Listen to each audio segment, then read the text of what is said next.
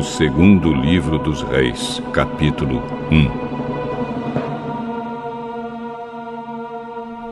1. Depois da morte do rei Acabe de Israel, o país de Moabe se revoltou contra Israel. O rei Acasias, que ficou no lugar de Acabe, caiu do terraço do alto do seu palácio em Samaria e ficou muito ferido. Então mandou que alguns mensageiros fossem consultar Baal-zebub, o deus da cidade filisteia de Ecrom, a fim de saber se ia sarar. Mas um anjo do Senhor mandou que Elias, o profeta de Tisbé, fosse encontrar-se com os mensageiros do rei Acasias e perguntasse a eles: Por que vocês estão indo consultar Baal-zebub, o deus de Ecrom? Por acaso pensam que não há Deus em Israel? Digam ao rei que o Senhor Deus diz: você não vai sarar dos seus ferimentos. Você vai morrer. Elias fez o que Deus havia mandado, e os mensageiros voltaram para o lugar onde o rei estava. Ele perguntou: Por que vocês voltaram? Um homem se encontrou com a gente e disse que voltássemos e disséssemos que o Senhor manda perguntar o seguinte: por que é que você está mandando mensageiros para consultarem Baal-zebub, o deus de Ecrom? Será que você pensa que não há Deus em Israel? Você não vai sarar dos seus ferimentos. Você vai morrer. Como era o homem que disse isso a vocês? Ele estava usando uma capa de pele de animais, amarrada com um cinto de couro. Elias, o profeta de Tisbé. Então mandou que um oficial fosse com 50 soldados prender Elias. O oficial o encontrou sentado no alto de um morro e disse: Homem de Deus, o rei mandou você descer daí. Se eu sou um homem de Deus, que venha fogo do céu e mate você e os seus soldados.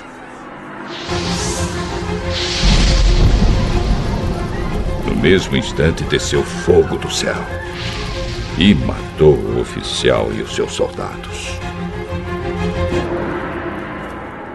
O rei enviou outro oficial com 50 soldados. Ele subiu e disse a Elias: Homem de Deus, o rei ordenou que você desça daí agora mesmo. Se eu sou um homem de Deus, que venha fogo do céu e mate você e os seus soldados. No mesmo instante, o fogo de Deus desceu e matou o oficial e os seus soldados. Mais uma vez, o rei mandou um oficial com 50 soldados.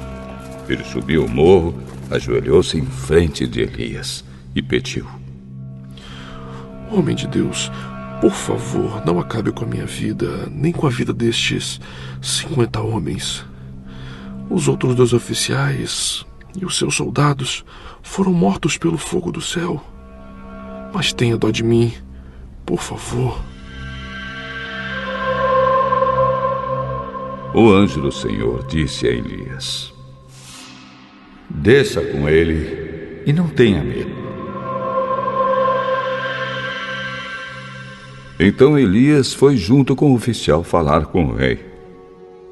O Senhor Deus diz assim: Ó rei, você agiu como se em Israel não houvesse Deus para consultar e mandou mensageiros para consultarem Baal-zebub, o deus de Ecrom.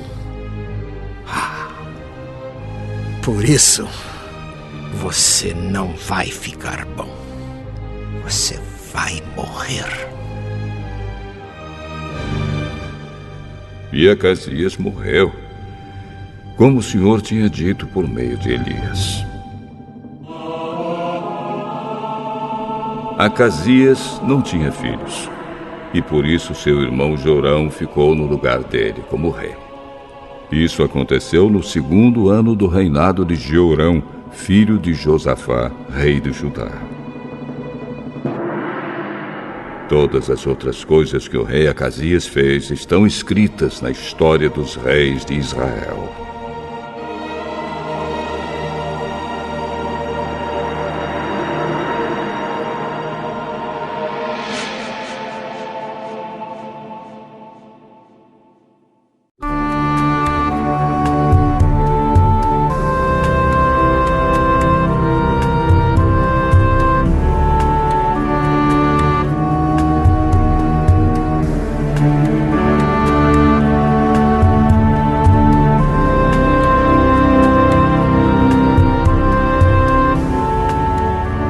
O 2º livro dos Reis, capítulo 2.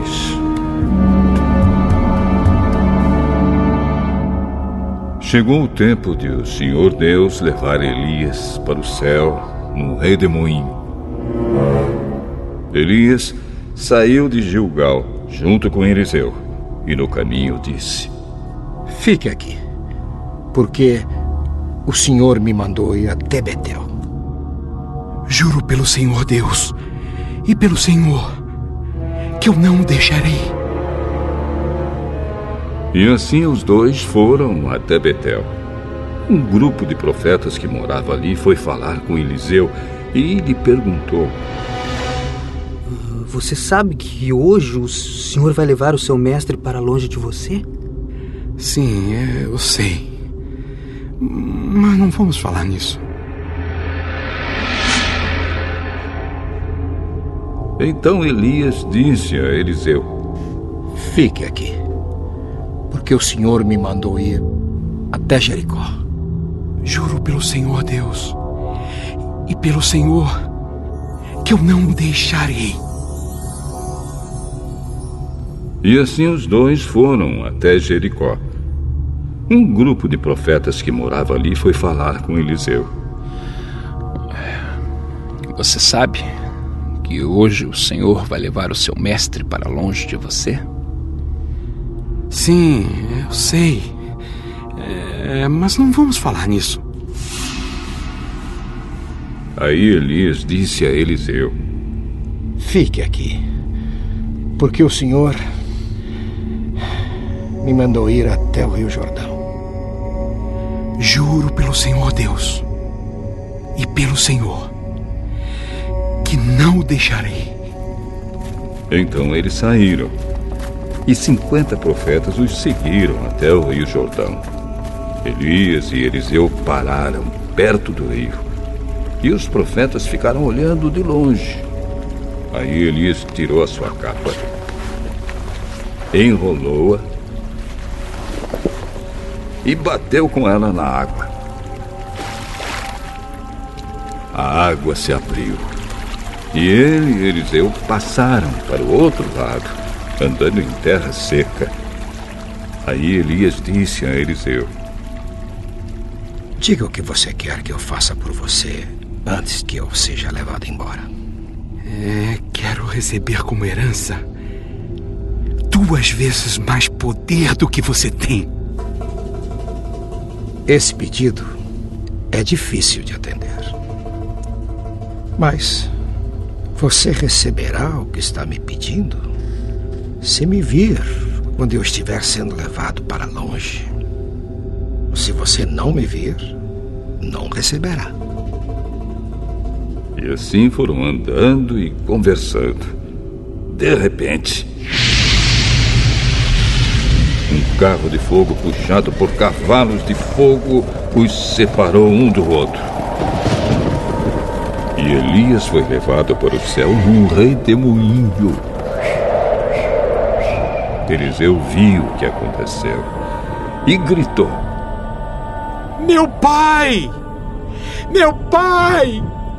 O Senhor sempre foi como um exército para defender Israel!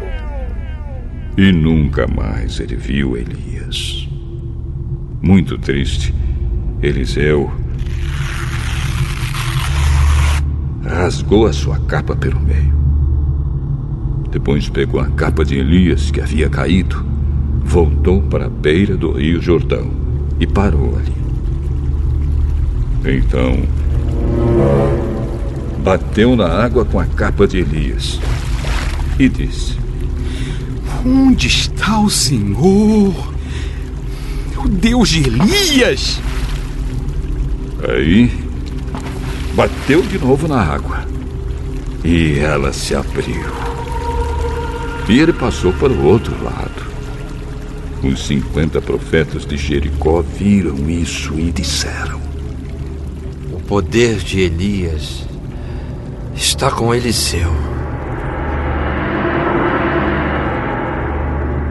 Então foram encontrar-se com ele, ajoelharam-se diante dele e disseram: Nós que estamos aqui somos 50 homens fortes.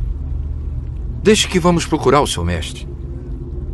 Talvez o Espírito do Senhor Deus o tenha carregado e deixado em alguma montanha ou em algum vale. Não, vocês não devem ir. Mas eles insistiram, até que ele mudou de ideia e deixou que fossem. Os 50 foram. E durante 3 dias procuraram Elias por toda parte, porém não o acharam. Então voltaram a Jericó, onde Eliseu estava esperando. Eliseu disse: Eu não falei para vocês não irem. Alguns homens de Jericó foram falar com Eliseu. Como o senhor sabe, essa cidade é boa, mas a água não presta e provoca abortos. Põe um pouco de sal num prato novo e tragam para mim. Eles levaram, e Eliseu foi até a fonte, jogou sal na água e disse: O que o Senhor Deus diz é isto: eu fiz esta água ficar pura, e ela não provocará mais mortes, nem abortos. E aquela água ficou pura até hoje, como Eliseu disse que ia ficar.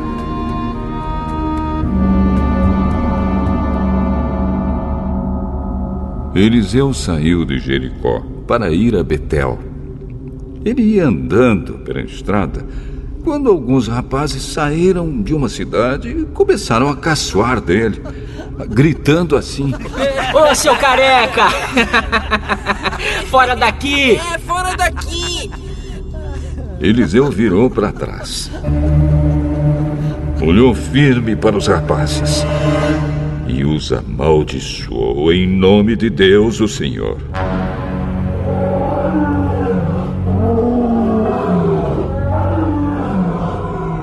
Então 2 ursas saíram do mato e despedaçaram 42 deles.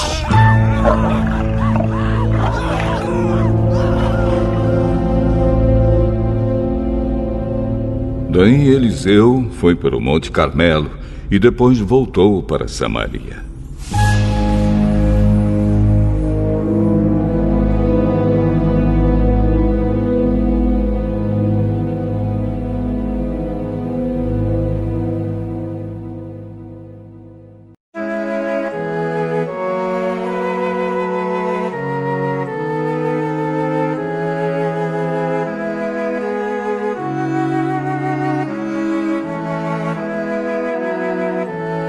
Carta de Tiago, capítulo 1. Eu, Tiago, servo de Deus e do Senhor Jesus Cristo, envio saudações a todo o povo de Deus espalhado pelo mundo inteiro. Meus irmãos, sintam-se felizes quando passarem por todo tipo de aflições, pois vocês sabem que, quando a sua fé vence essas provações, ela produz perseverança. Que essa perseverança seja perfeita, a fim de que vocês sejam maduros e corretos, não falhando em nada. Mas, se alguém tem falta de sabedoria, peça a Deus, e Ele a dará, porque é generoso e dá com bondade a todos. Porém, peçam com fé e não duvidem de modo nenhum, pois quem duvida é como as ondas do mar, que o vento leva de um lado para o outro. Quem é assim, não pense que vai receber alguma coisa do Senhor, pois não tem firmeza e nunca sabe o que deve fazer. Um irmão que é pobre deve ficar contente quando Deus faz com que melhore de vida. E quem é rico deve sentir o mesmo quando Deus faz com que piore de vida. Pois quem é rico desaparecerá como a flor da erva do campo. Quando o sol brilha forte e o seu calor queima a planta, aí a flor cai e a sua beleza é destruída. Do mesmo modo, quem é rico será destruído no meio dos seus negócios. Feliz é aquele que nas aflições continua fiel, porque depois de sair aprovado dessas aflições, receberá como prêmio a vida que Deus promete aos que o amam. Quando alguém for tentado, não diga: esta tentação vem de Deus, pois Deus não pode ser tentado pelo mal, e Ele mesmo não tenta ninguém. Mas as pessoas são tentadas quando são atraídas e enganadas pelos seus próprios maus desejos. Então, esses desejos fazem com que o pecado nasça, e o pecado, quando já está maduro, produz a morte. Não se enganem, meus queridos irmãos. Tudo de bom que recebemos e tudo o que é perfeito vem do céu, vem de Deus, o Criador das luzes do céu. Ele não muda, nem varia de posição, o que causaria a escuridão. Pela sua própria vontade, Ele fez com que nós nascêssemos por meio da palavra da verdade, a fim de ocuparmos o primeiro lugar entre todas as suas criaturas. Lembrem disto, meus queridos irmãos. Cada um esteja pronto para ouvir, mas demore para falar e ficar com raiva, porque a raiva humana não produz o que Deus aprova. Portanto, deixem todo costume imoral e toda má conduta. Aceitem com humildade a mensagem que Deus planta no coração de vocês, a qual pode salvá-los. Não se enganem. Não sejam apenas ouvintes dessa mensagem, mas a ponham em prática. Porque aquele que ouve a mensagem e não a põe em prática é como uma pessoa que olha no espelho e vê como é. Dá uma boa olhada, depois vai embora e logo esquece a sua aparência. O Evangelho é a lei perfeita que dá liberdade às pessoas. Se alguém examina bem essa lei e não a esquece, mas a põe em prática, Deus vai abençoar tudo que essa pessoa fizer. Alguém está pensando que é religioso? Se não souber controlar a língua, a sua religião não vale nada, e ele está enganando a si mesmo. Para Deus, o Pai, a religião pura e verdadeira é esta: ajudar os órfãos e as viúvas nas suas aflições e não se manchar com as coisas más deste mundo.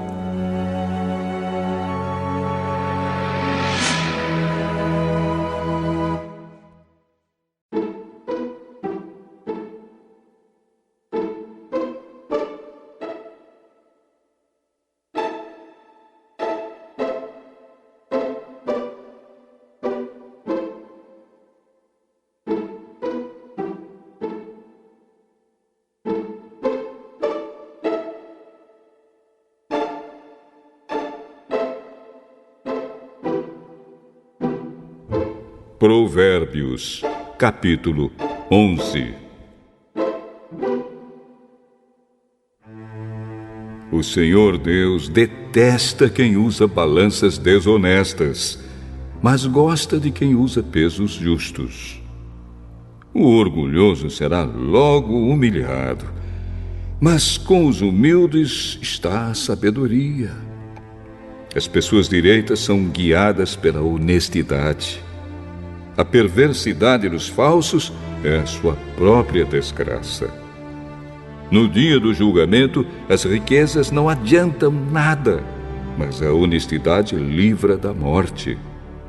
A honestidade torna mais fácil a vida dos bons, porém os maus causarão a sua própria desgraça. A honestidade livra o homem correto, mas o desonesto é apanhado na armadilha da sua própria ganância. Quando o perverso morre, a sua esperança morre com ele. A esperança dos maus está em nada. O homem honesto escapa da angústia, porém o mal recebe em lugar dele. As palavras dos maus destroem os outros, mas a sabedoria livra do perigo os homens corretos. A cidade fica contente com o sucesso das pessoas honestas, e há gritos de alegria quando morre um homem mau. Quando as pessoas honestas abençoam uma cidade, ela se torna importante, mas as palavras dos maus a destroem. É tolice tratar os outros com desprezo. O homem prudente prefere ficar calado. O mexeriqueiro espalha segredos, mas a pessoa séria é discreta. O país que não tem um bom governo cairá. Com muitos conselheiros, há segurança.